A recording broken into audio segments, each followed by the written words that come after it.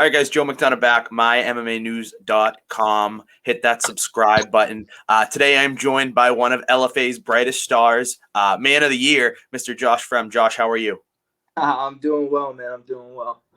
And big fight coming up in just a week, a vacant middleweight title. We'll get to that in a minute. I mean, just tell me about 2021 for you so far. I mean, 2020 was such a bizarre year. 2021's kind of been more of the same, a little better, more things opening, gyms, all this stuff. How's it been for you, so far this year?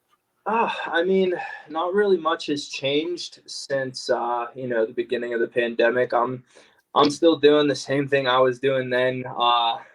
I might not be working both my jobs at the time because they've shut down and whatnot, but for the most part, it's still the same. I train every day. I disappear into the mountains from time to time with my dogs and my girl, and just go after it every day.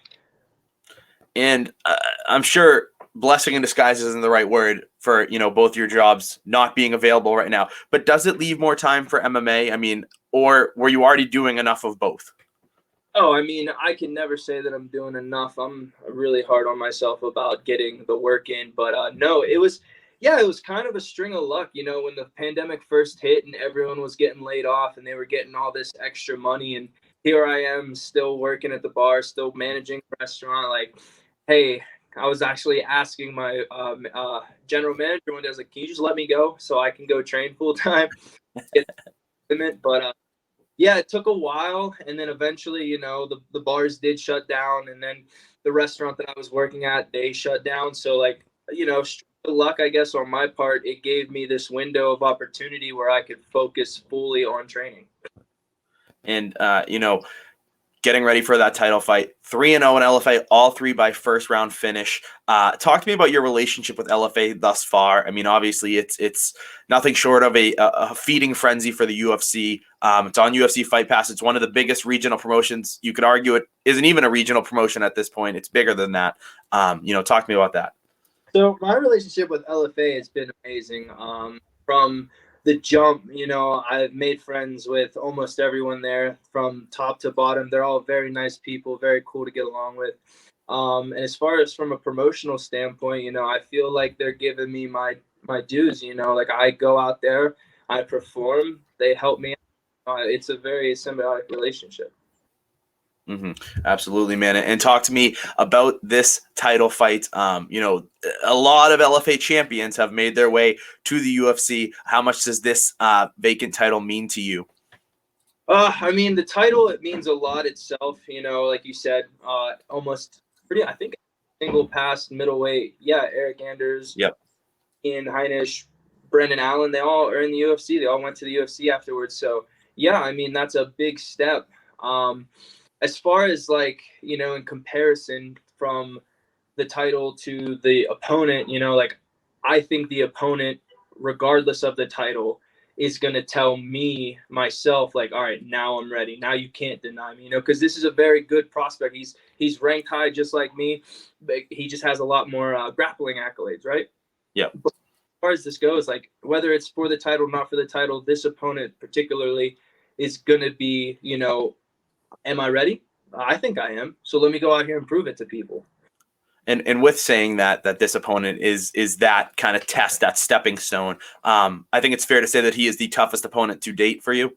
Yes. I believe that this fight could be on the UFC. That's how good us are. So, LFA, you're getting it for free right now. Absolutely, man. And you know what, like you said, a lot of grappling accolades. What is different in camp this time for preparing for such a high level prospect like yourself? That you're facing him. Not a lot has changed. I train jiu-jitsu almost every single day. I do MMA every day.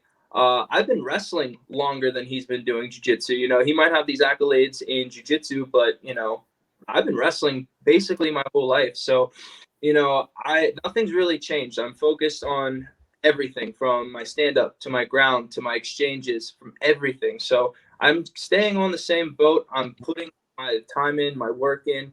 I'm just going to go out there and prove to everyone that I belong. And, like we said earlier in this interview, 3 first-round finishes in LFA, 3-0 in LFA. Can we expect another short night, or do you think this one will be a bit longer? I think that there is a chance I could get first round. But honestly, I think his best bet is to get me out in the first round, because if he doesn't, those muscles fill up with blood. So he's going to get real heavy trying to hold me down, and I'm not the easiest person to hold down, I promise you. Mm-hmm. And, I know you're not overlooking this fight in any way, shape, or form, or overlooking Gregory at all. But like we said, all former LFA middleweight champions have gone to the UFC. Do you feel that after this fight, and I know you said it, they can't deny you? I mean, would you take a Contender Series spot, or do you want straight to the UFC? I don't want to come off, as arrogant or anything, but I do strongly believe that if I go out and I perform the way that I believe I can, and I put Gregory away in a dominating, brutal fashion like I've done my last 3 fights, why would I go in a Contender Series? Yeah. I have 3 Contender Series alumni, and if I knock them all 3 out, doesn't that equal to 1 contract? I'd say so.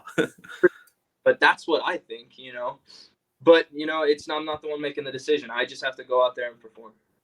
Absolutely, man. And I think one of the toughest spots, if you win this title, is then the waiting game. I mean, do you want to stay active? Is there a certain deadline where you'd say, you know what, I'm going and defending the LFA title and getting another one under my belt, because then they definitely can't deny me?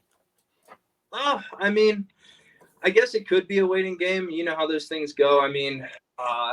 My buddy Nick Brown, who won his title, it took him a while until he got looked at or signed by anyone. But yeah, I'm not gonna rush into anything. If I go out here and I perform the way I'm supposed to and the way I believe I can, I'm gonna go away for a little bit, like a week or 2 with my girl and my dogs, go on vacation, and then I'll be back to the gym training, and I'll be ready in case, someone falls out for COVID, someone doesn't make weight, I'll just be ready.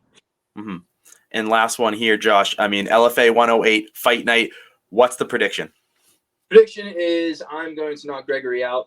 I don't know if it's going to be in the first round, could be in the 3rd round, might be in the 2nd round, but I promise you this is not going all.